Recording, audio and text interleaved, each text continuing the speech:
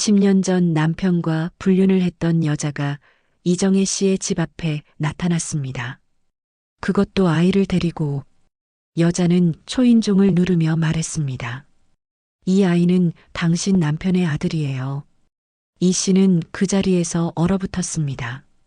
10년 전 용서했던 남편. 그 불륜이 끝난 줄 알았습니다.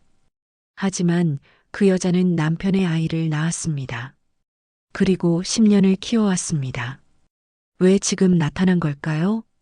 그 이유는 더 충격적이었습니다. 10년 전 2013년 가을이었습니다. 이정혜 씨는 남편의 휴대폰에서 문자를 발견했습니다. 우연이었습니다. 남편이 샤워하는 동안 휴대폰에 문자가 왔습니다. 화면에 떠오른 이름은 지은. 회사 후배라고 들었던 이름이었습니다. 이 씨는 무심코 화면을 봤습니다. 그리고 온몸이 얼어붙었습니다.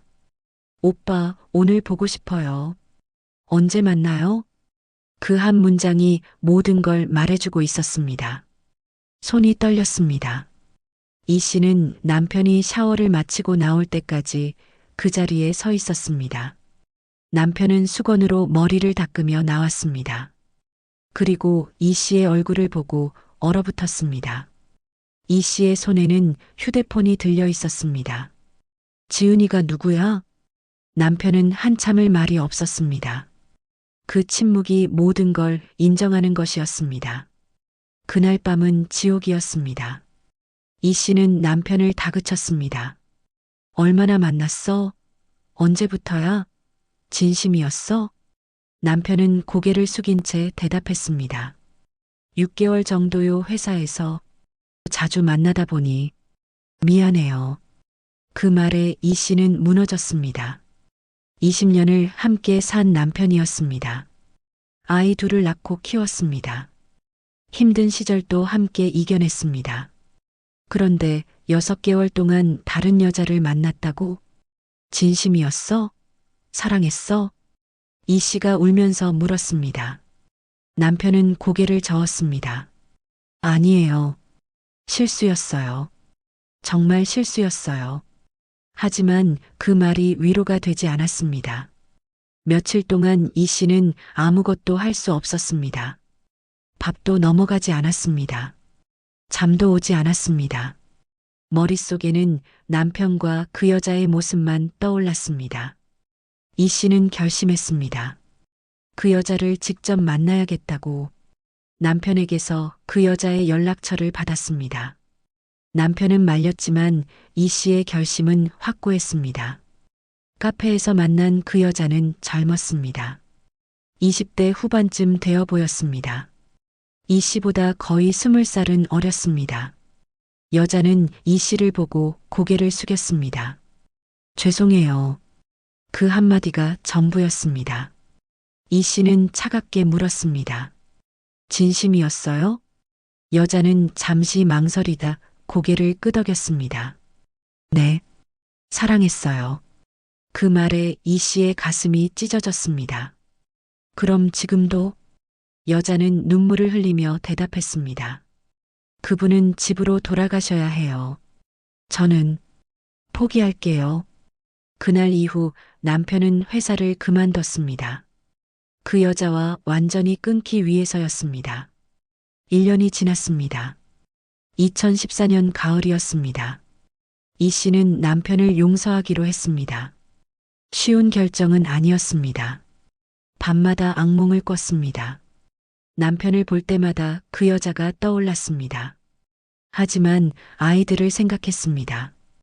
그리고 20년의 세월을 생각했습니다. 남편도 진심으로 후회하는 것 같았습니다. 술을 끊었습니다. 일찍 귀가했습니다. 휴대폰도 항상 보여줬습니다. 이 씨는 남편에게 말했습니다. 다시는 이런 일 없어야 해. 절대로. 남편은 눈물을 흘리며 고개를 끄덕였습니다. 다시는 그런 일 없을 거예요. 평생 당신만 볼게요. 그렇게 부부는 다시 시작했습니다. 시간이 지나면서 상처도 아물어갔습니다. 10년이 흘렀습니다. 이제는 그 일이 아득한 과거처럼 느껴졌습니다. 2023년 11월 어느 토요일 오후였습니다. 이 씨는 집에서 청소를 하고 있었습니다. 남편은 골프를 가고 없었습니다. 딸들도 각자 약속이 있어서 나갔습니다. 혼자 있는 오후였습니다. 그때 초인종이 울렸습니다. 이 씨는 대수롭지 않게 현관으로 갔습니다.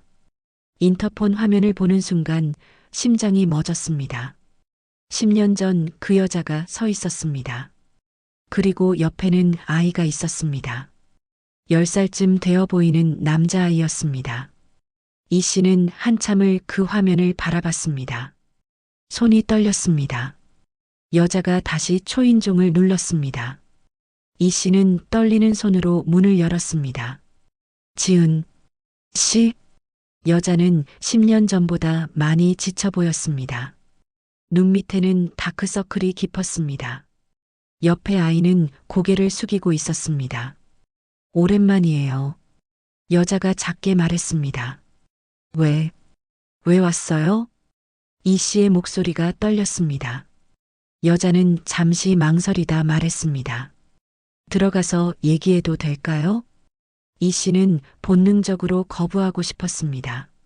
하지만 옆에 아이를 보니 그럴 수가 없었습니다. 거실로 들어온 여자와 아이. 여자는 아이를 소파에 앉히고 이 씨를 바라봤습니다. 그리고 폭탄 선언을 했습니다. 이 아이는 당신 남편의 아들이에요. 그 순간 이 씨의 머릿속이 하얗게 변했습니다. 세상이 빙글빙글 도는 것 같았습니다. 뭐라고요? 저도 몰랐어요. 헤어지고 나서 임신한 걸 알았어요. 여자의 목소리는 떨리고 있었습니다.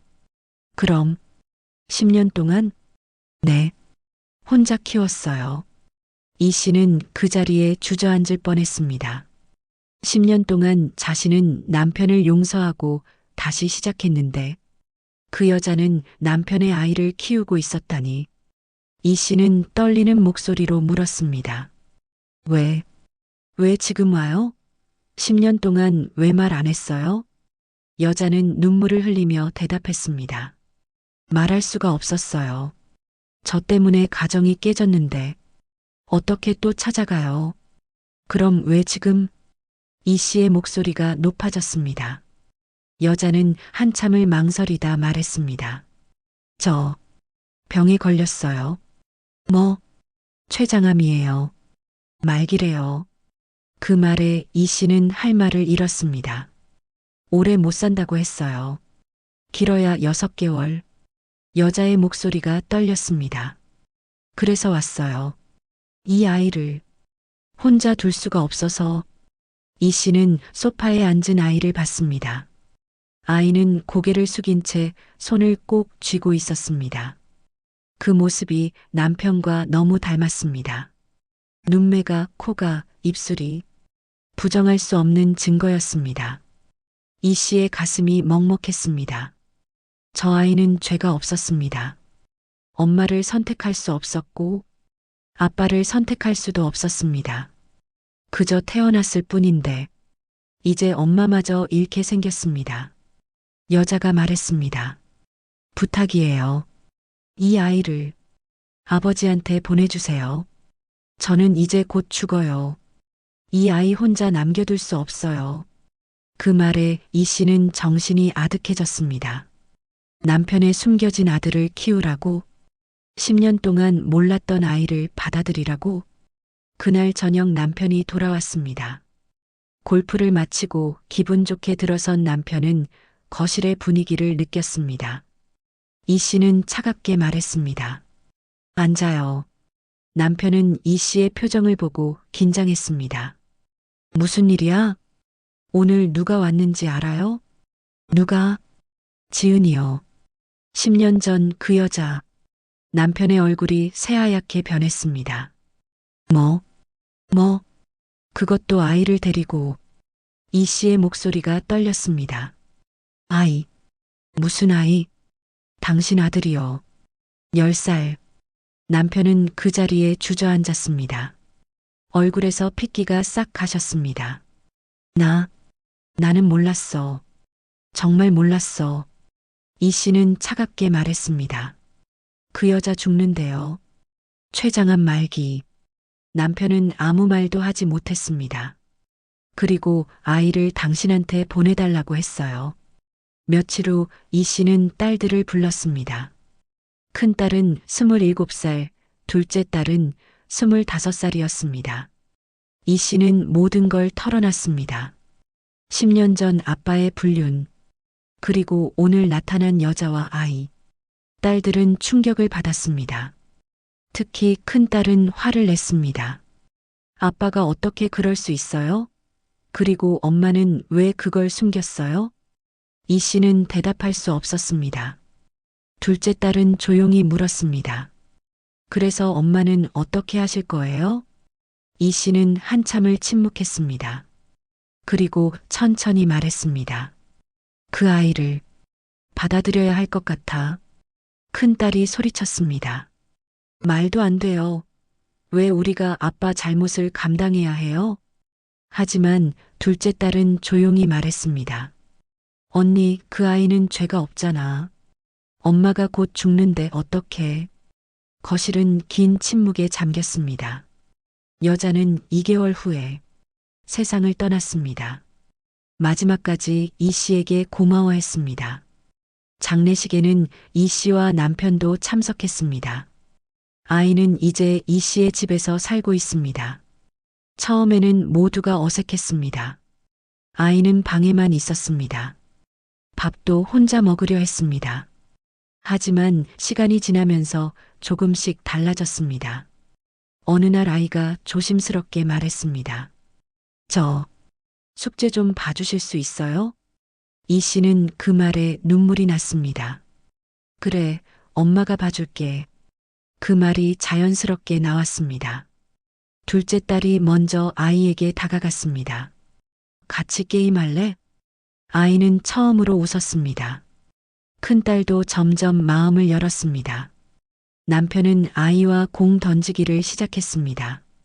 늦었지만 아버지가 되려고 노력했습니다. 완벽한 가족은 아닙니다. 여전히 어색한 순간도 많습니다. 하지만 함께 살아가고 있습니다. 이 씨는 말합니다. 그 아이는 죄가 없어요. 선택할 수 없었던 삶이에요. 엄마를 잃은 아이를 외면할 수 없었어요. 쉬운 결정은 아니었지만 후회하지 않아요. 창문 밖으로 햇살이 들어옵니다. 거실에는 아이의 웃음소리가 들립니다. 이 씨는 그 소리를 들으며 생각합니다. 가족이란 피만으로 이어지는 게 아니구나. 함께 살아가려는 의지로 만들어지는 거구나.